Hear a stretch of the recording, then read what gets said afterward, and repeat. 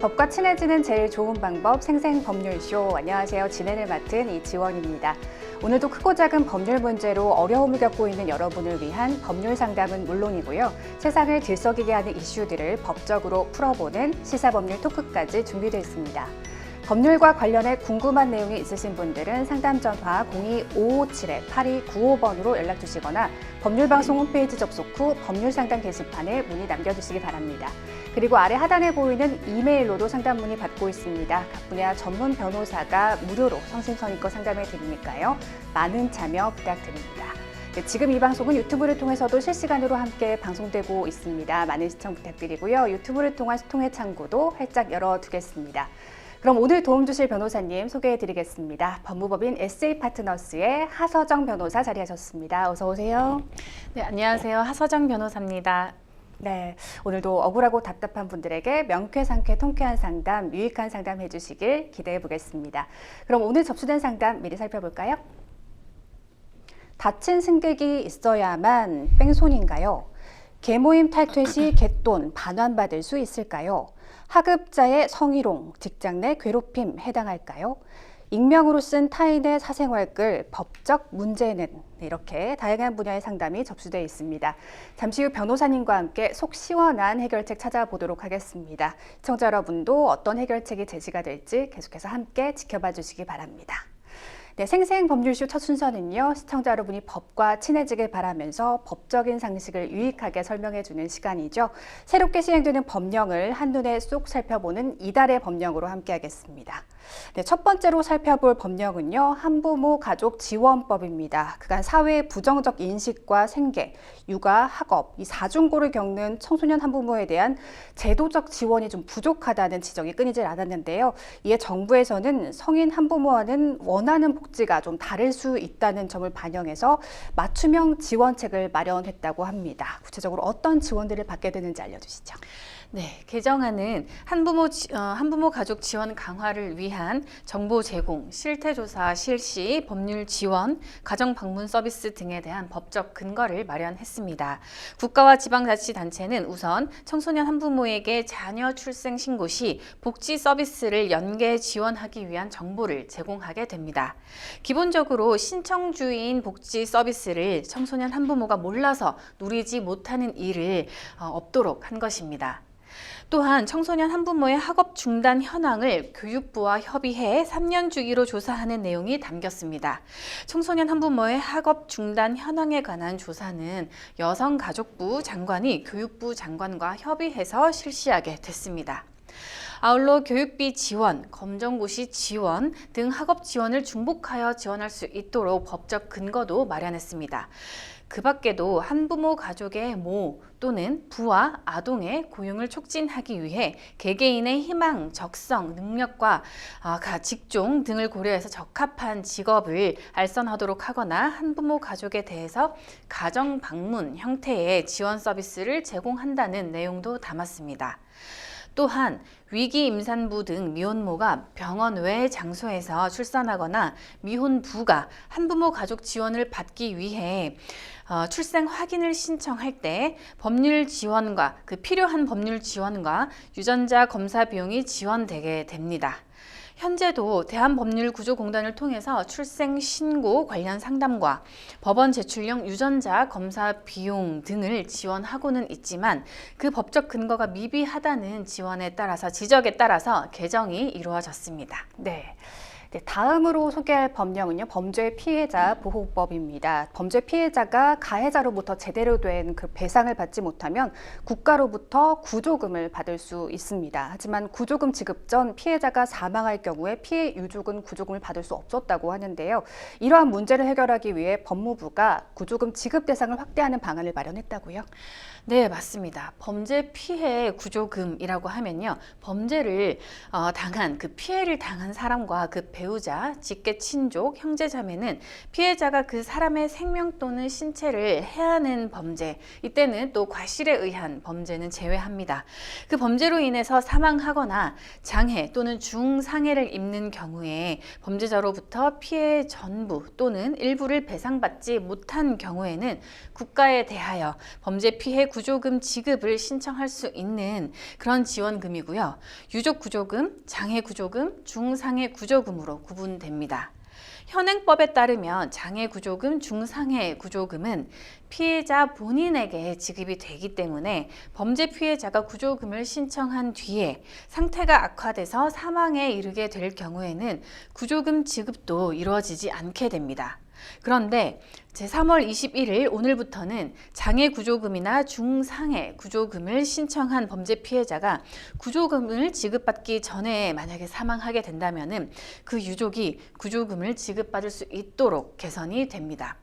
또 지금까지 장해 구조금이나 중상해 구조금을 신청한 피해자가 구조금을 받기 전에 해당 범죄 행위가 아닌 다른 사유로 또 사망을 하게 되면은 구조금을 지급하지 않았었습니다. 그렇지만 앞으로는 그 구조금을 유족에게 지급할 수 있도록 지급 범위를 확대했습니다.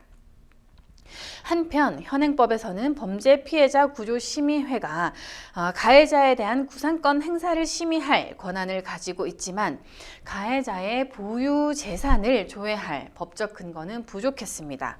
그런데 이번 개정을 통해서 가해자에 대한 구상권 행사 시 보유 재산을 폭넓게 조회할 수 있는 규정을 마련해서요. 신속히 추심 절차를 할 수 있도록 해서 집행률을 강화할 수 있도록 만들었습니다. 네. 자, 뿐만 아니라 그동안 일시금으로만 지급돼 왔던 이 구조금의 지급 방식에도 변화가 생긴다고 하는데요. 추가적으로 개정이 이루어진 사안들에 대해서도 짚어주시죠. 네, 현행법에 따르면 범죄 피해 구조금은 일시금으로 지급이 됐었습니다. 구조금 관리 능력이 부족한 피해자들에게도 큰 금액을 일시금으로만 지급을 해야만 했었습니다. 그런데 이번 개정안을 통해서 미성년자, 피성년 후견인 등 구조금 관리 능력이 부족한 피해자를 고려한 구조금 분할 지급 제도가 신설되면서 범죄 피해자에 대한 구조금도 분할하여 지급할 수 있게 됩니다. 구조금은 일시금으로 지급하는 것이 원칙이지만 범죄 피해자나 그 유족이 연령, 장애, 질병 등의 사유로 구조금 관리 능력이 부족하다고 인정되는 경우에는 범죄 피해 구조심의회의 결정에 따라 구조금을 분할하여 지급할 수 있게 됩니다. 이 외에도 국제 결혼 증가하고 있는 지금 현 상황을 고려해서요. 구조 대상 외국인 범위도 확대됩니다. 이전에는 외국인이 구조 피해자이거나 유족인 경우에는 해당 국가의 상호 보증이 있는 경우에만 구조 대상에 포함을 했었습니다. 그런데 앞으로는 대한민국 국민이 배우자인 외국인인 경우에는 출입국 관리법에 따른 체류 자격을 가지고 있다면 범죄 피해자 보호법에 따라 구조 대상이 될 수도 있습니다. 네. 최근 대전의 한 초등학생이 교사가 휘두른 흉기에 질려 목숨을 잃는 안타까운 사건이 벌어지면서 이 무차별 범죄 공포가 커지기도 했는데요. 늘 범죄 자체의 잔혹성에 대해서는 주목받지만 피해자, 특히 유족들에 대한 관심과 지원이 적은 게 지금의 현실인 것 같은데요. 변호사님께서는 어떻게 보고 계세요? 네, 맞습니다. 최근 대전에서 발생한 초등학생 피습 사건은 매우 안타깝고 충격적인 일이 아닐 수 없는데요. 네. 이렇게 무차별 범죄가 발생할 때마다 가해자의 동기나 범죄 수법에 대한 관심이 집중되지만 그 피해자와 유족이 겪는 고통에 대한 사회적인 관심이나 제도적인 지원은 상대적으로 부족한 것이 현실인 것 같습니다. 유족들이 갑작스러운 사고로 인해서 극심한 심리적인 충격을 받을 뿐만 아니라 또 경제적인 어려움을 겪기도 하고 또 법적인 문제까지 감당해야 되는 경우가 많습니다. 하지만 현재 시행되고 있는 범죄 피해자 보호법 등의 제도는 일부 지원을 제공하고 있다고 하더라도 현실적으로는 복잡한 절차나 지원 기준으로 인해서 사각지대가 발생하는 문제가 있었습니다. 특히 한국 사회에서는 피해자의 유족이 2차 피해를 입는 경우도 빈번하게 발생했었습니다. 가해자에 대한 보도가 집중되면서 유족들이 원치 않는 관심을 받거나 또는 악성 댓글을 받거나 2차 가해에 노출되는 사례가 적지 않았습니다. 또 국가 차원의 공적 지원이 충분하지 않아서 장례 비용이나 생계 문제로 인해서 유족들이 어려움을 겪기도 했었습니다. 이를 해결하기 위해서는 몇 가지 제도적 보완이 필요할 것 같은데요. 피해자 보호와 그 유족들에 대한 지원을 확대할 필요가 있다고 생각이 듭니다.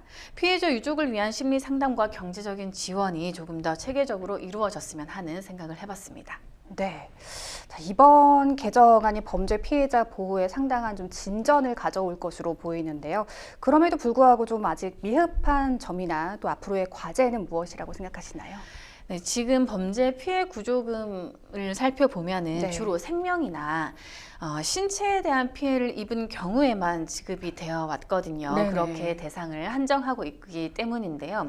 실제로 이를테면 재산적 피해인 사기 피해 그런 경우에도 신체적인 피해 못지않게 굉장히 그 인생에 있어서 큰 타격을 입는 경우가 많고 그것이 심리적으로 큰 영향을 주어서 자살에 이른다든지 네. 그런 영향도 굉장히 컸고 빈번했습니다. 그래서 그런 부분에 대해서도 국가가 일정한 지원을 해서 예를 들면은 지금 있었던 그 전세 사기 피해자에 대해서 일정한 지원을 한다든지 네. 그런 생계비를 또 지원한 그 보이스피싱 등의 전기통신 금융 사기 피해자에게는 또 생계비 300만 원 이런 1인 최대 300만 원의 생활비 지원 이런 혜택이라고 하면 그렇고 어쨌든 그런 지원 제도가 네네. 있었거든요. 그런 것이 일반적인 사기 피해자에게도 좀 확대 적용될 수 있는 그런 방안이 연구가 되었으면 좋겠고 도입이 됐으면 좋겠고 그것이 앞으로 과제라고 생각을 합니다. 네, 이 범죄 피해자의 피해 회복이 보다 현실적으로 이루어질 수 있는 보완책이 되길 기대해 보겠습니다. 지금까지 새롭게 시행되는 법령을 살펴보는 이달의 법령과 함께했습니다. 여러분은 생생법률쇼와 함께하고 계십니다. 어렵고 복잡한 법률 문제로 고민하고 계신가요? 그렇다면 생생법률쇼가 도와드리겠습니다. 생생법률쇼에선 민사, 형사, 가사 등 각 분야 전문 변호사들이 매년 800여 건의 법률 문제를 속 시원하게 해결해 드리고 있는데요. 그럼 무료로 법률 상담을 받을 수 있는 3가지 방법 지금부터 소개합니다. 첫째, 02-557-8295번으로 전화해 법률 상담 신청을 한다. 둘째, 법률방송 홈페이지에 접속해 법률 상담 게시판에 사연을 올린다. 셋째, 지금 화면에 나오고 있는 이메일 주소로 사연과 연락처를 보낸다. 속 시원한 법률 상담 프로그램 생생법률쇼. 지금 바로 상담 신청하세요. 네, 지금부터는 생생법률쇼가 자랑하는 성심성의 무료 법률 상담 진행해 보겠습니다. 전화 상담 연결되어 있는데요. 받아보죠. 안녕하세요. 안녕하세요. 네. 여보세요? 네네, 안녕하세요. 어떤 점이 궁금해서 예, 연락 안녕하십니까. 주셨나요? 네. 소리가 좀 작네요. 제가 더 크게 말씀드리도록 하겠습니다. 어떤 점이 궁금해서 연락 주셨나요? 예, 저는 광주 시내버스 기사입니다. 네네. 예, 제가 한 달 전에 뺑소니 사건이 있어서 그것 때문에 질의하려고 지금 전화를 주셨군요. 질의하려고 그러거든요. 네, 뺑소니 사건 어떤 사건인지 구체적으로 말씀을 들어볼 수 있을까요? 예. 그때 당시에 제가 버스 출퇴근 시간대에 네. 제 버스 전용 차로로 이제 가고 있는데 네. 승용차가 어떤 이유로는지 모르겠는데 갑자기 내 전용차로로 침범해서 접촉 사고가 났거든요. 네. 근데 접촉 사고 난 뒤에 그 차가 이제 정차해서 사고 수습할 줄 알았는데 그냥 거기를 벗어나서 그냥 밑에 화정 사거리라고 있는데 그 사거리를 벗어나서 우회전해서 가버리더라고요. 아무런 조치도 없이 그냥 떠나셨군요. 예. 네네. 그래서 이제 가서 이제 제가 근처에 가까운 지구대에 가서 네. 접보를 하고 그 경찰관 동의해서 제 차 확인하고 그것도 승객까지 다 체크하고 확인했거든요. 네네. 근데 그 뒤로 지금 그 사고 그 교통조사기에서는 이런 사건으로 뭐 큰 차가 적은 차하고 접촉 사고 났는데 네. 그 승객도 다친 사람도 없고 그러는데 왜 기사님이 이렇게 그 병원에 왔다 갔다 그 치료를 받으려고 하냐 이런 건 내가 처음 받는다 하면서 그것을 아니다고 이렇게 하더라고요. 뺑소니가 아니다라고 해서요. 그냥 갔는데도 그걸 뺑소니 사고가 아니라고 말씀을 들으셨군요. 예, 예. 네네. 아, 네. 말씀 잘 들었습니다. 지금 버스 전용 차로로 갑자기 진입한 승용차와 이 버스 운전기사인 상담자님 간의 버스 접촉 사고가 일어났는데 지금 사고 처리가 좀 원활하게 이루어지지 않는 상황입니다. 사연 잘 들었고요. 옆에 하서정 변호사님 나와 계십니다. 상담 받아보겠습니다. 예. 네. 예, 안녕하세요. 오늘 상담드릴 하서정 변호사입니다. 예. 네, 지금 안녕하세요. 예, 안녕하세요. 말씀 잘 들었고요. 제가 궁금한 것이 몇 가지 있는데요. 우선 지금 승용차가 버스를 접촉 사고를 내고 버스를 부딪히고 이제 지나갔다라고 했는데요.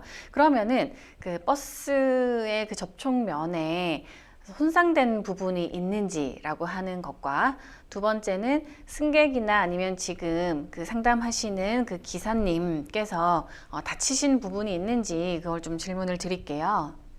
예. 그 버스 그 당시에 네. 제 버스 그 운전석 그 옆에 보대거든요. 그 보대 그쪽으로 해서 기스가 그 한 2, 3m가 쭉 났어요. 기스가 났어요. 네, 그 기스가 이렇게 쭉 나면서 이제 그 백밀러가 그 수용차 그 백밀러가 접어졌거든요. 우측 백밀러가. 승용차는 백미러가 접히고 예, 예. 그 버스가 접어진 상태고 이제 그 상태에서 그 차가 승용차 기사가 나는 정차해서 사고 수습하고 갈 줄 알았는데 네. 뭐 빵빵거려도 그냥 가버리더라고요. 그러면은 지금 그 승용차에 백미러가 접힌 거는 이제 승용차 그 가해자 차량의 피해니까 뭐 내버려 두고요. 지금 말씀하신 그 상담자님의 차량, 즉 버스는 기스가 났다는 거죠. 전혀 아무런 네. 손상이 없다 이런 건 아니시고. 근데 이제 그때 당시에 네. 그 출퇴근 시간이라서 예. 좀 혼잡했어요. 네. 그래서 이제 그 내 전용 차로로 갔지만은 그 네. 차가 갑자기 내 차로로 들어와서 네. 저도 놀랬어요. 네. 놀라면서 두통까지 와버리더라고요. 어깨 쪽으로 이렇게 그 경련하면서. 그래서 이제 어깨가, 제가 예. 그 조사관에게 서부서 예. 조사관에게 예. 이 내용을 그대로 설명을 해줬어요. 네. 네. 근데 이제 그 담당 조사관은 네. 뭐 이런 건을 가지고 뭐 그 사고 처리 한 건이 내가 한 번도 본 적이 없다. 네. 뺑소니가 아니다라고 이렇게 얘기를 하더라고요. 네. 그 또 버스 회사에 계시면은 버스 회사 자체적으로 좀 사고 처리를 해주는 그런 팀이 있지 않나요? 거기서는 뭐라고 하시던가요? 예, 항시 그 버스 회사에서는 네. 사고 처리 담당자가 있어요. 네. 그 담당자가 그 사고 접보를 받아서 그거를 확인하고 네. 그 사고 처리를 하거든요. 네. 근데 이제 그때의 당시에 출퇴근 시간대였고 통상적으로 뭐 바로 올 수 있는 상황이 안 돼서 네. 그래서 제가 그 수습하는 차원에서 그 가까운 지구대에 가서 사고 접보를 했거든요. 예. 그런데 그 사고 처리 팀에서는 별 말씀이 없었다는 거고요.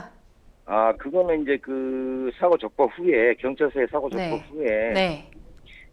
이제 차가 이제 다시 왕복으로 오면 네. 기점으로 다시 오거든요. 네. 네. 그래서 이제 기점 와서 블랙박스 동영상을 네. 여기서 확인하고 체크해서 그 차가 침범했다는 것까지 확인하고 네. 뭐 이제 그거를 서부서에 이제 그거를 조사기에 이제 인계했거든요. 조사계에 인계했다라고 한 조사계라고 하면은 그 교통사고 조사계 말씀하시는 거예요? 이게 이제 사고 조사계에서 이제 그걸 서부서 조사계에서 했으니까요. 예, 예. 자, 어쨌든 지금 말씀하신 것 좀 정리를 해 볼게요. 우리 뺑소니라고 하면요. 우리 법적으로는 사고 후 미조치라고 하거든요. 사고 미조치 죄가 언제 성립을 하냐면 사람을 사상, 즉 이제 뭐 죽게 하거나 다치게 하거나 아니면 그 물건을 손괴한 경우에, 즉 이 경우에는 자동차를 훼손시킨 경우에 그때는 바로 즉시 정차하고 그 사상자를 구호하거나 아니면은 피해자에게 인적 사항을 제공을 해야만 하고 그렇지 않았다면은 사고 미조치했다. 그래서 처벌에 이르는 그런 죄가 되기는 합니다. 다만 지금 그 수사관님께서 직접 연락 저와 소통을 한 것이 아니기 때문에 어떤 판단을 통해서 이것은 뺑소니가 아니다라고 했는지 제가 정확하게 판단하기는 어려운데요. 일단은 말씀 들어서는 일단 굉장히 경미한 사안이다라고 판단을 한 것 같은데, 즉 이것이 손괴, 그 자동차가 손괴되거나 일단 사람이 다친 것은 지금 말씀을 들어도 그런 사정은 잘 엿보이지가 않고요. 지금 말씀 들어서는 버스에도 그 기스가 나는 등 약간 손괴가 이루어진 것으로 보이는데 그 부분에 대해서 경찰분이 수사관님이 좀 더 잘 파악하지 못했거나 하는 부분이 있어서 이것은 뺑소니 아니다라고 하거나 혹은 너무 경미해서 사회상규상 이 정도를 가지고 다소 이제 정말 아주 엄밀하게 보면은 이게 손괴가 맞고 사고 후 미조치하고 떠난 것이 맞다고 하더라도 너무 피해가 경미한데 이런 것까지 그렇게 엄한 처벌을 하는 사고 미조치 죄를 적용하는 것이 불합리하다라고 판단했을 경우도 있을 것 같아요. 이제 그럼 통상적인 보통의 판단 능력을 가진 분의 판단이 그러하다면 사실 검찰 단계로 송치 의견으로 올라간다고 해도 이것이 구속요건에 해당된다 한들 기소유예가 될 가능성도 굉장히 농후하다라는 생각도 들기는 하거든요. 근데 다만 지금 말씀하신 내용을 그냥 딱딱 그 법조문에 적용을 해보자면은 이 경우는 버스가 기스가 나고 쭉 뭐 줄이 갔다든지 하는 그런 문제가 있는데도 즉시 정차하고 우리 그 기사님한테 자신의 인적 사항을 제공하지 않고 바로 이렇게 달아나 버렸다면은 일견 그 사고 후 미조치에 해당된다고 사실 판단이 됩니다. 그리고 다만 이 사고 후 미조치는 굉장히 그 우리가 언론에서도 보듯이 뺑소니라고 하면은 굉장히 엄하게 처벌하잖아요. 굉장히 무거운 죄고 또 고의범이라고 합니다. 우리가 일반적으로 교통사고가 났다라고 하면은 그것은 전부 다 일단 과실범이거든요. 일부러 차를 이용해서 들이받지 않는 한 실수로 사고가 난 것이지 일부러 사고가 나는 것을 희망해서 바래서 사고를 내는 사람은 없기 때문에 과실범인데 이 뺑소니, 사고 미조치는 알면서도 도망을 가는 그런 고의가 있어야만 하는 범죄이기 때문에 그 승용차 차량 운전자가 이 사고가 났는지에 대해서 너무 혼잡스럽고 한 나머지 또 너무 그 접촉이 살짝 이루어진 경우에는 이 사고가 났다는 것을 인지를 못하고 또 본인이 그 사고를 수습해야 되는 그 상대방 차량에, 즉 버스 차량에 그런 기스가 났다거나 아니면은 그 버스의 승객이나 운전자에게 어떤 상처가 생겼다거나 하는 그런 문제가 전혀 일어나지 않았다고 생각해서 그것을 일어날 리가 없다, 일어났을 수 없다라고 생각해서 그냥 가버렸을 수도 있어요. 그럴 경우에는 본인이 이 사고 후 미조치를 고의적으로 행한 것이 아니기 때문에 그 경우에는 이 죄에 해당된다고 할 수 없어서 사실 뺑소니라고 하기 어렵거든요. 다만 지금 상담자님 말씀을 들으면 그 백미러가 접힌 사실이 있고 그 차량을 운전하는 사람이라면은 자신의 차량에 백미러가 접히는 그런 상황에서는 사고 사실을 모르기는 어렵지 않나라는 그런 추측은 되고요. 그런 것 사고 사실은 그럼 알았다고 본다면은 상대방에게, 즉 지금 상담자님의 신체나 승객의 신체나 또는 그 버스의 상태에 어떤 훼손이 가한 줄은 추호도 몰랐을 그런 가능성은 있어 보여요. 왜냐하면 지금 그 경찰 수사관님이 CCTV 그 동영상을 다 보시고도 저 블랙박스 영상을 보시고도 이 정도 건으로 뺑소니를 처리한 것은 한 번도 없었다라고 말을 했다는 말씀에 미루어 보자면은 굉장히 경미해서 운전자, 그 승용차 운전자로서는 이것이 상대 버스 차량을 어느 정도 일정 부분 훼손시킨 부분이 있을 거라는 것을 생각지도 못했을 수도 있거든요. 그런 경우에는 뺑소니가 안 될 수는 있습니다. 네, 그래요. 네. 이런 경우는 뺑소니가 될 수도 있고 안 될 수도 있다는 얘기네요. 네, 이런 경우는 뺑소니가 될 수도 있고 상대방의 그 내심의 의사가 어땠는지에 따라서 뺑소니가 될 수도 있고 안 될 수도 있거든요. 근데 다만 지금 그 뺑소니를 계속 주장하고 싶어 하는 이유를 저는 아주 정확하게는 예측하기는 어려운데요. 이런 경우라고 해도 상대방이 비록 그 당시에는 즉시 정치하지는 않았어도 사고 사실을 알리고 그 가해자를 특정할 수 있으면 이 접촉 사고에 대해서 보험 처리를 해서 피해에 대해서는 배상을 지금 받으실 수 있거든요. 다만 뺑소니를 만들겠다라고 하는 것은 형사처벌을 반드시 하겠다, 그 가해자를, 그런 의지가 느껴지는 말씀이신데 지금 사안에서 그것이 최종적으로 관철될 수 있을 것인가를 한번 법률적으로 판단을 해보면요. 일단 경찰 수사관님이 그 블랙박스 영상이나 차량의 상태나 지금 상담자님의 건강 상태나 이런 것을 다 종합적으로 판단했을 때 굉장히 경미하다고 판단한단 말이에요. 그렇다면은 그것을 지금 일단 송치하지 않을 의사가 굉장히 크신 것 같고 아주 이거 구성요건에는 아주 부합하는 것이 아니냐라고 해서 만약에 송치를 했다고 친다면 검사님도 뭔가 그 형사수사관님과 비슷한 어떤 제3자로서의 보통의 일반 평균인의 그런 판단 능력, 판단 력을 갖고 있단 말이에요. 그런 경우에 너무 경미한 그런 사고일 경우에는 이 정도 가지고 뺑소니범으로서 그 가해 차량의 운전자를 처벌하겠다는 생각까지는 마음먹지 않으실 것 같아요. 그렇다면은 이것을 불기소로 아주 종결시켜 버리시거나 아니면 기소유예를 하시거나 해서 결국은 처벌에 이르기는 쉽지 않을 상황으로 지금 저는 일단 추측을 해보거든요. 그런 경우라면은 굳이 얼굴 붉히며 이렇게 고의범을 만들기 위해서 노력하시기보다는 보험 처리를 하고 서로 상호간에 합의를 잘 하셔서 그 버스의 피해 사실, 본인 혹시 신체상의 피해가 있다면 그런 부분에 대해서 충분히 배상받는 것으로 처리하시는 것이 더 합리적이지 않을까, 저는 그렇게 생각을 해봅니다. 네. 그래요.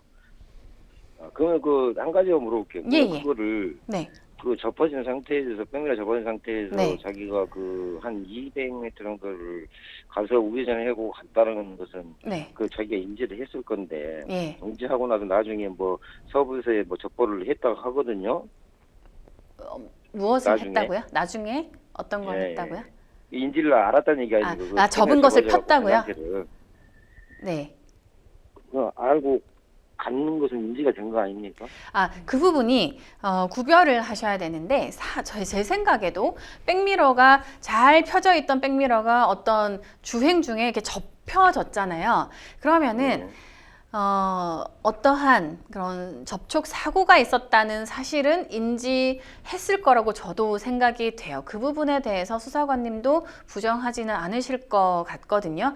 다만 제가 이 사람에게 고의가 없을 수 있다라고 제가 추측하는 부분은 뭐냐면 접촉은 했지만 또 이렇게 백미러가 이렇게 접쳐지면 충격을 그 백미러가 흡수를 하잖아요. 접히면서. 그래서 굉장히 큰 버스, 그리고 튼튼한 그런 버스에는 어떤 손괴가 이루어지지 않았을 것이다라고 생각했을 가능성이 있어 보이거든요. 그래서 그런 점에서 이 고의라는 부분이 사고가 났다는 것을 인지하는 것만 필요한 게 아니라 내가 낸 이 교통사고로 인해서 상대 차량이 손괴되거나 아니면 상대 차량에 탑승한 사람이 다치거나 그랬을 것이다 라는 것까지 인지를 하고도, 하지만 나는 이런 상황의 상태, 이런 벌어진 일에 대해서 수습하지 않겠다라고 이제 미조치하고 떠나겠다라는 고의까지 있어야 되거든요. 그래서 제 추측은 지금 운전자, 승용차의 운전자가 워낙 경미한 사고였기 때문에 상대 버스의 손괴나 사람의 사상이 없었을 것이다라고 생각하고 그렇게 지나가 버린 것이 아닐까 저는 지금 그렇게 추측하는 것이고, 그렇다면은 사고를 인지했어도 뺑소니에 해당되지는 않는 것입니다. 네, 그랬군요. 네. 그러면 그 사람이 또 그러는 경우도 있을 거 아닙니까요? 예를 들어서 뭐 어떤 뭐 필시 못하는 이런 상황이 생겨서 그냥 알고도 이렇게 가버릴 수도 있잖아요. 맞습니다. 그럴 수 있죠. 근데 다만 그런 사정이 입증이 돼야 되는데, 지금 말씀하신 사연 내에서는 입증할 수 있는 자료가 충분하지 않아 보여요. 그런 부분에 네. 경찰이 바로 이제 나와서 뭐 음주 측정을 한다든지 여러 가지 막 무면허인지 조사를 한다든지 여러 가지 사정을 조사를 해봤을 것이라고 추측이 되는데, 지금 수사관님께서 그런 거에 대해서 의견이 없으신 거 봐서는 그러한 자료를 확보하기는 어려우실 것 같아요. 그런 경우에는 그런 가능성이 있다는 것만으로 형사처벌은 되지 않거든요. 예. 잘 알겠습니다.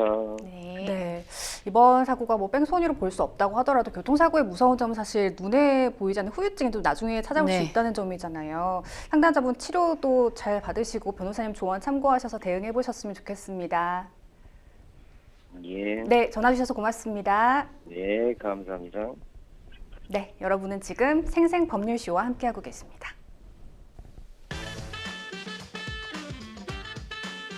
어렵고 복잡한 법률 문제로 고민하고 계신가요? 그렇다면 생생법률쇼가 도와드리겠습니다. 생생법률쇼에선 민사, 형사, 가사 등 각 분야 전문 변호사들이 매년 800여 건의 법률 문제를 속 시원하게 해결해 드리고 있는데요. 그럼 무료로 법률 상담을 받을 수 있는 3가지 방법, 지금부터 소개합니다. 첫째, 02-557-8295번으로 전화해 법률 상담 신청을 한다. 둘째, 법률방송 홈페이지에 접속해 법률 상담 게시판에 사연을 올린다. 셋째, 지금 화면에 나오고 있는 이메일 주소로 사연과 연락처를 보낸다. 속 시원한 법률 상담 프로그램 생생법률쇼. 지금 바로 상담 신청하세요. 네, 이번에는 법률방송 이메일을 통해 들어온 여러분의 고민을 해결해 드리겠습니다. 어떤 내용인지 보실까요? 택시 기사입니다. 3년 전 개모임을 시작했고 매달 10만 원 정도를 내왔습니다. 금액이 매달 정해진 건 아니고 여행을 가는 달엔 20만 원을 낼 때도 있었습니다. 제가 알기로는 현재까지 쓰고 남은 돈이 600만 원 정도 되는데요. 요새는 여행도 잘 안 가고 갯돈 운영을 잘 못하고 있다는 생각이 들어 조만간 개모임에서 빠지려고 합니다. 그런데 탈퇴 시 돈 반환 조건에 대한 회칙이나 구두로도 관련된 이야기를 나눈 적이 없어 고민입니다. 아직 총무한테 개모임에서 나가려고 하니 남은 돈을 돌려달라고 말하지 않았지만 총무 성격상 안 줄 게 뻔합니다. 그래서 만약 법적으로 받을 수 있다고 하면 한번 얘기를 꺼내보려고 하는데요. 그동안 제가 낸 갯돈을 돌려받으려면 어떻게 해야 할까요? 그리고 만약 총무가 갯돈을 끝까지 돌려주지 않는다면 어떤 조치를 취해야 하는지 상담 부탁드립니다. 하셨습니다. 상담자께서 개모임에서 탈퇴를 하고 남은 갯돈을 돌려받고자 하시는데요. 별도의 규약이나 구두로 한 약정이 없어도 이 개주에게 갯돈 반환을 요구할 수 있을까요? 네, 할 수 있습니다. 네. 개모임에서 탈퇴를 할 경우에는 이제 그동안 납부한 그 갯돈을 일단 원칙적으로 반환은 받을 수 있는데 그 네. 전액을 반환받을 수 있는 것은 아니고요. 그렇군요. 그 지분 비율이라고 할까요? 우선적으로는 그 개의 회칙이 정해져 있거나 아니면 청산할 때 어떤 방법이 정해져 있는 경우에는 그에 따라야 하는 것이고요. 지금 사연과 같이 그런 정해진 바가 전혀 없는 경우라면은 각자 그 개원들끼리의 납부한 내역, 특히 이제 이 상담자님의 사연은 순번계나 이런 것은 아니고 여행 등을 위한 그 적립계라고 할 수 있는데 네. 그런 경우에는 납부한 내역들을 비교해서 그렇게 현재 남은 돈을 비율적으로 나누어서 그렇게 정산을 보통은 받으시면 충분히 가능합니다. 네, 지금 남은 갯돈이 600만 원 정도 된다고 하셨는데요. 그럼 뭐 비율로 4분의 1로 계산해 150만 원을 청구하면 될까요? 그 납부한 내역이 예를 들어서 그 개원마다 좀 다를 수도 있거든요. 만약에 그렇죠. 지금까지 네. 아주 균등하게 똑같이 냈다라고 한다면은 그 4분의 1로 계산해도 무방할 것으로 보이고, 또 다만 그 또 갯돈을 모아서 지금까지 누렸던 것과 누리지 않은 것이 또 현저히 차이 난다면 그런 부분이 산정이 될 수는 있는데, 원칙적으로는 본인의 어떤 자발적인 의사에 의해서 감수하고 불이익을 감수하고 예를 들어 여행을 간다든지 이런 것에 빠지고 이런 사정이 있다면 통상 그런 것은 본인이 이제 불이익을 감수하겠다는 것을 내포하고 있기 때문에 낸 금액이 일정하다면 4분의 1 계산하는 것으로 인정이 될 것 같습니다. 네. 지금 상담자분께서 가장 걱정하고 계신 부분인 것 같은데요. 만약 총무가 갯돈을 끝까지 돌려주지 않는다면 이 상담자께서는 어떤 조치를 취해야 할까요? 사실 이 경우에는 법적으로 갯돈의 반환 청구를 할 수 있습니다. 또 그 밖에는 상담 내용을 보면 지금 이 개가 앞으로는 더 이상 뭐 여행을 간다든지 그런 것이 잘 운영이 될 것 같지 않아서 돌려받고 싶다고 하거든요. 그럴 경우에는 아예 그 우리 개라고 하면은 민법상으로는 조합이라고 판단을 하는데요. 이 조합 해산 청구도 가능합니다. 전혀 이제 그 개의 목적에 따른 어떤 운영이 전혀 이루어지지 않을 것이 자명한 상황이라면은 아예 해산을 청구해서 청산받는 경우도 있고, 아니면 자신만 갯돈 반환 청구를 할 수도 있습니다. 네. 만약입니다만 이 총무가 이미 갯돈을 개인적으로 사용했다거나 의도적으로 이 갯돈을 가지고 잠적한 경우라면 어떻게 대응해야 할까요? 갯돈은 그 개원들이 맡긴 그 돈을 그 업무적으로 보유하고 보관하고 있는 자의 지위가 그 총무에게 부여되어 있거든요. 네네. 그렇기 때문에 그것을 개의 목적에 맞게 보관하는 것이 아니라 개인적으로 사용하거나 아예 잠적하는 등의 그런 불법 영득 의사를 전면적으로 드러낸 경우라면은 횡령죄로 고소해 볼 수 있겠습니다. 횡령죄군요. 네. 근데 상담자께서 3년간 갯돈을 현금으로만 지급하셨다면 입증을 위해서 추가로 어떤 자료들을 정리해 두어야 할까요? 통상 이제 그 입금 내역이 남지 않는 현금 거래 같은 경우에는 영수증을 반드시 보관을 받아두시는 것이 필요하고요. 네. 또 워낙 이제 친분 관계가 두터워서 영수증을 받을 생각도 하지 못했을 경우도 있는데, 지금까지 3년 동안 오랜 기간 이어져 오면서 예를 들어 단톡방이 있을 수 있고요. 그 단톡방 내에서 납부해라라고 뭐 공지를 하고 거기에 납부했다 뭐 이런 입금했어, 아니면 뭐 나는 그때 줬지 뭐 이런 관련 건 대화만 아니면 있어도 되는군요. 그럼요. 그 네. 총무가 아니면 우리 전원이 다 납부했어 뭐 이런 확인의 메시지가 있다든지 그러면은 그런 것으로 충분히 입증이 됩니다. 그렇군요. 자, 민사소송을 통해 판결문까지 받았음에도 갯돈을 반환받지 못했다면 그럼 더 이상 돈을 돌려받을 수 있는 방법은 없는 걸까요? 사실 판결문을 받았으면 강제 집행을 네. 하시는 것이 좋겠습니다. 그리고 강제 집행할 뭐 재산을 좀 더 확보해보고, 또 그 예를 들어서 그 총무가 재산 관계가 빚이 자산보다 더 많아서 네. 도저히 갚을 수 없는 상황이라면은 일부라도 건지기 위해서 그 채권자 파산 제도를 활용해 볼 수도 있겠습니다. 네. 보통 개라고 하면은 친한 주변 친구와 지인과 하는 게 보통인데요. 갯돈과 반환과 관련된 분쟁이 어쩔 수 없이 발생하는 경우도 많은 것 같습니다. 이를 방지하려면 이 사전에 개 모임을 어떻게 운영하는 것이 현명할까요? 네, 그러니까 그 처음에 좋을 때는 꼭 이런 친분 관계가 두터운 개뿐만이 아니라 네. 사업적으로 비즈니스 관계에서 만난 그 거래 당사자들끼리도 굉장히 우호적으로 서로를 대하기 때문에 뭔가 분쟁이 일어났을 때를 대비해서 생각하기는 쉽지는 않거든요. 맞습니다. 그런데 사람이 모이고 또 모인 상태에서 금전적인 거래가 오간다면은 반드시 어떤 서면으로 이 분쟁이 일어났을 때 어떻게 우리가 대처를 할 것인지에 대해서 좀 약속을 해두는 것이 좋습니다. 특히 개와 같은 경우에는 돈이 모이는 것이기 때문에 이 돈을 어떻게 처리할 것인지, 어느 경우에 쓸 것인지, 어떻게 돌려줄 것인지 하는 그런 회칙을 정해두는 것이 꼭 그 분쟁을 오히려 더 원만하게 해결하고 그 친분 관계를 오래 유지하는 데 도움이 되는 방법입니다. 자, 그럼 계속해서 법률방송 이메일을 통해 들어온 여러분의 고민을 해결해 드리겠습니다. 어떤 내용인지 보실까요? 현재 병원에서 근무 중인 8년차 간호사입니다. 직업 특성상 대부분 여자 간호사인데 3년 전 남자 간호사가 들어왔습니다. 청일점인 그 남자 간호사는 모든 직원들의 관심을 받았습니다. 저와는 크게 접점이 없어서 친한 사이가 아니었는데 최근 그 간호사와 같은 수술실에 근무하게 되면서 친근하게 지내게 됐습니다. 그러던 중 회식 자리에서 그 남자 간호사로부터 여러 차례 원치 않는 신체 접촉을 당한 건데요. 제가 계속 그러면 가만히 있지 않겠다고 경고하자 그 후 해당 간호사는 수간호사와 함께 저에 대한 헛소문을 지속적으로 퍼뜨렸고 욕을 하기도 했습니다. 제가 상사인데 직장 내 성희롱이나 직장 내 괴롭힘으로 문제 삼을 순 없을까요? 너무 괴롭습니다. 어떻게 대응할 수 있을지 알려주세요 하셨습니다.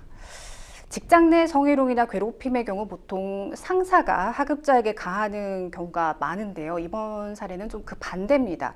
이렇게 하급자가 상사를 상대로 원치 않는 신체 접촉을 하는 건데요. 이런 경우가 많은가요? 사실 뭐 하급자가 상사의 신체를 함부로 만지는 뭐 이런 경우는 많다고는 할 수는 없는데 요즘에는 또 이런 그 직장 내 이런 사유 하급자의 어떤 부당한 행위로 인한 직장 내 괴롭힘 신고도 꽤나 빈번하게 생기는 실정입니다. 그렇군요. 그럼 이 사안을 직장 내 괴롭힘이라고 봐야 할까요? 단순히 하급자가 직장의 그 상사의 신체를 접촉하는 그런 케이스는 보통은 직장 내 괴롭힘의 일종이라고는 보기는 어렵기는 합니다. 네. 하지만 지금 사연을 잘 보면 수간호사와 함께 뭐 저에 대한 헛소문을 퍼뜨리고 다닌다든지 어떤 그 수간호사라고 하면은 그 간호사들 중에서 가장 높은 사람인 거잖아요. 네. 그런 지위를 악용해서 거기에 편승해서 그 지금 사연자님을 반항하지 못하게 하는 그런 사정이 있다면 이 경우에도 직장 내 괴롭힘으로 될 수 있는 여지가 있습니다. 왜냐하면 그 수간호사의 그 우월적인 그 지위가 지금 그 하급자에까지 이어지고 그것을 누릴 수 있는 상황이 인정이 된다면 이것 또한 그 우월적인 지위에서 도발된 그런 직장 내 괴롭힘이라고도 할 수 있거든요. 그렇지만 수간호사는 그 차후의 문제이고 그 전에 이 하급자가 다른 어떤 우월적 지위에는 인정이 되지 않고 단순히 뭐 만지거나 뭐 이런 행위라면 직장 내 괴롭힘이라고는 할 수 없다고 판단을 받을 것입니다. 그렇군요. 지금 욕을 하기도 했다고 했거든요. 그러면 폭언이나 욕설을 하는 경우에는 어떻습니까? 폭언이나 욕설 또한 언어적인 폭력이 될 수 있고 이 또한 직장 내 괴롭힘의 한 일종이기는 합니다. 이 경우에도 마찬가지로 하급자가 어떤 직장 내 우월한 그런 지위에 있느냐를 다각도로 살펴서 반드시 그 지위의 고하, 그 직급의 고하만을 따지지는 않는 것이고요. 전체적인 것을 다각도로 살펴서 우월적인 지위가 인정된다면 직장 내 괴롭힘의 일종으로 판단이 될 것입니다. 실제로 이제 하급자의 그 직장 내 괴롭힘의 빈번한 사례는 상사가 한 명이고요. 그리고 하급자가 여러 명이 똘똘 뭉쳐서 그 상급자를 다 같이 괴롭히는 이런 케이스의 판례가 많습니다. 네. 그럼 직장 내 괴롭힘이 아니라 그 성범죄로 문제를 제기해야 할까요? 그런 것도 충분히 가능합니다. 만약에 이 케이스에서 우월적인 관계를 입증하기 어려운 상황이라면은 꼭 그 근로기준법, 직장 내 괴롭힘을 빌리지 않더라도 그 어떠한 사람이 다른 사람의 신체를 함부로 기습적으로 동의 없이 접촉을 하는 그것은 강제추행이 될 수 있거든요. 그렇기 때문에 이것 자체로 엄한 아주 중한 그 성범죄로서 처벌할 수 있습니다. 네. 그럼 계속해서 법률방송 이메일을 통해 들어온 여러분의 고민을 해결해 드리겠습니다. 어떤 내용인지 보실까요? 저희 회사의 사내 게시판은 이런저런 이야기들로 항상 시끌벅적한데요. 얼마 전 회사 동료가 이혼했다는 소문을 듣게 됐습니다. 그 회사 동료의 결혼식에도 갔던지라 이혼했다는 게 사실인지 정말 궁금했는데요. 호기심을 못 이겨 제가 전해 들은 이야기를 사내 게시판에 올렸습니다. 제 글에 대한 댓글은 넘쳐났고 댓글 중에서 이런 글을 쓰는 건 법적으로 문제가 있다는 이야기도 있었는데요. 제가 실수했다는 사실을 잘 알고 있습니다. 당사자 이름은 공개하지 않았지만 모욕죄로 처벌받을까 걱정됩니다 하셨습니다. 공개적인 사이트에 다른 사람의 사생활에 대해 이야기를 하는 경우 당사자의 실명을 쓰지 않더라도 모욕죄로 처벌 가능할까요? 네, 가능한 경우가 있습니다. 무조건 처벌이 된다라고 단정해서 말씀드리는 것은 아니고요.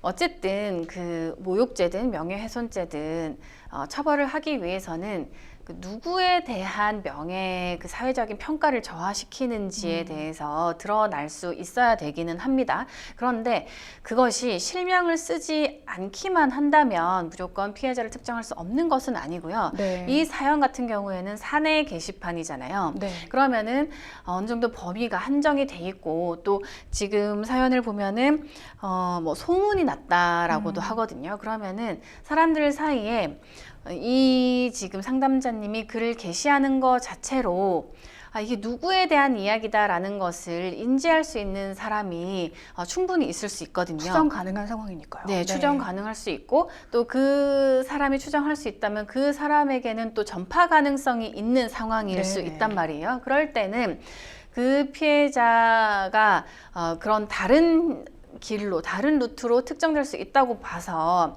그럴 때는 이 경우에 실명을 공개하지 않는 경우에도 모욕죄가 성립할 수 있고 또 사실을 적시했다면은 또 명예훼손죄도 성립할 수 있습니다. 그렇기 네. 때문에 실명 안 썼다고 무조건 아무 말이나 써도 되는 것은 아닙니다. 네. 방금 말씀해 주셨다시피 이 사실 적시에 의한 명예훼손죄가 있다고 하는데 그럼 이 또한 해당된다고 보면 되겠죠? 네, 맞습니다. 지금 그 적시한 사실이 허위 사실인지 아니면 허위 사실인 줄 모르고 어떤 사실을 적시했는지 그런 것에 따라서 사실 적시 명예훼손인지 허위 사실 적시 명예훼손인지에 따라서 이제 처벌이 조금 달라지긴 합니다만은 일단 사실이든 허위 사실이든 허위 사실인지 몰랐든 간에 구성 요건 상으로는 명예훼손죄에 해당된다고 봐야 합니다. 만약 이 해당 게시글을 접한 당사자가 문제 제기를 해서 경찰 수사까지 가게 된다면 상황은 어떻게 전개될까요? 네, 그렇게 된다면은 그 어떤 게시판인지는 모르겠지만 회사 게시판에 아마도 그 누군지 특정할 수 있는 그 행위자가 누군지 특정할 수 있는 장치가 분명히 마련이 되어 있을 거거든요. 그럴 네네. 경우에는 곧바로 지금 그 상담자님이 아마 경찰 수사관님으로부터 소환 요청을 받으실 것 같습니다. 그렇게 해서 경찰 조사를 이제 가게 되면은 뭐 진술을 하셔야 되고요. 그리고 이 행위에 대해서 사실 벗어날 수 있는 길은 뭐 그 글 내용에 따라서 여러 가지 이제 방어할 수 있는 방법을 찾을 수도 있고요. 가장 이 명예에 관한 죄에서는 중요한 것이 그 상대방 피해자의 처벌 불원서를 받으면 설사 이제 본인이 잘못을 했다 하더라도 형사처벌에는 이르지 않기 때문에 빠르게 합의를 요청하고 사과를 하고 합의를 해서 전혀 이제 수사 절차가 진행되지 않도록 막는 것이 좋겠습니다. 만약 이 상담자분이 게시글을 삭제한다면 어떨까요? 삭제했다고 해도 일단 삭제하지 않고 두는 것보다는 삭제하는 게 낫기는 해요. 네. 왜냐하면 더 피해 확산시킬 수 기간을 있으니까. 네. 빨리 줄이는 길이기는 하고 또 운이 좋다면 피해자나 아니면 다른 사람에 의해서 어떤 증거가 채집되기 전에 삭제돼 버릴 수도 있는 거니까. 하지만 그 게시를 하고 그 사실을 잘 증거 채집을 해놓고 혹은 그 사내 게시판 어떤 기술적인 사유로 그것을 다시 복원시킨다든지 할 수 있으면 삭제했다고 하더라도 처벌되는 데는 문제가 없습니다. 초범이거나 참작할 만한 사유가 있는 경우라면 검찰이 기소를 유예하는 경우도 있다고 알고 있는데요. 모욕죄나 명예훼손 혐의도 그럴까요?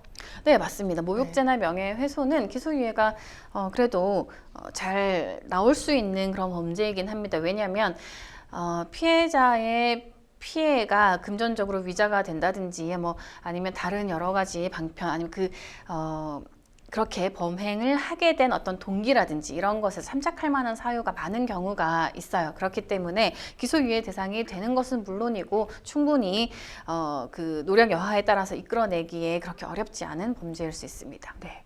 그럼 기소유예 결정이 나면 그 이후에는 어떻게 되는 건가요? 기소유예 결정이 나면은 네. 형사처벌이 되지 않은 것이거든요. 네. 다소 이제 그 유죄의 정은 인정됐다고 봐도 무방하기는 한데 형사적으로는 전혀 처벌되지 않고 유죄로 판단이 된 것은 아니기 때문에 안전하다고 보실 수 있고요. 다만 유죄의 정의 수사상 밝혀진 부분이 있다고 볼 수 있어서 민사상 손해배상 청구는 받을 수 있습니다. 네, 상담자에게 짧게 조언 한 말씀 부탁드립니다.